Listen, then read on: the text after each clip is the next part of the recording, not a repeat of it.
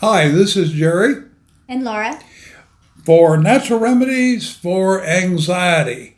And this is ChallengeLifeBetter.com. Natural Remedies for Anxiety. Do you think there's anything that we could tap into immediately? Anything comes to mind? Well, tapping comes to mind. EFT. That's a great one. Lavender oils, chamomile tea. Yes.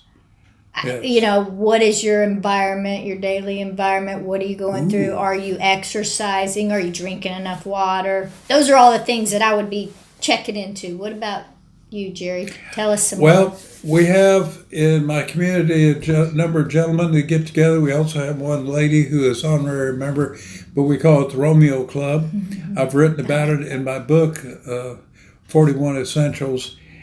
And that idea is that these are retired people.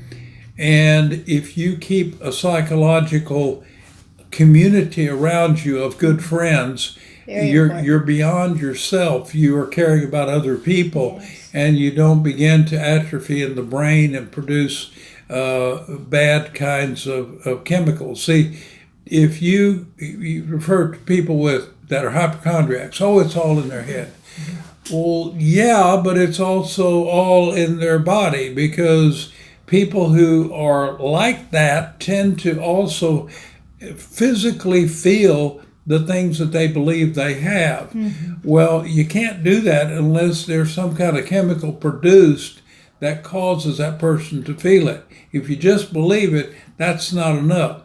So remedies for anxiety, if it's a positive thing like meeting with friends or drinking a cup of chamomile or taking a walk or cutting back on alcohol and cigarettes and a number of other destructive behaviors, all of those things generate positive endorphins in the brain, which then feed out into the body and elevate you and lift you.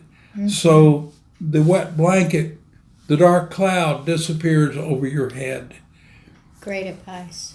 Now, anxiety is also closely tied to the amount of hydration that we have and the use, or I should say improper ingestion of cereal grains, because it's been proven over and over again that if we eat grass, we suffer. We're not cows. We're not bovines. We can't eat grass. Can't digest it. Well, nobody's out there grazing on grass. Oh, yes, we are. It's called bread.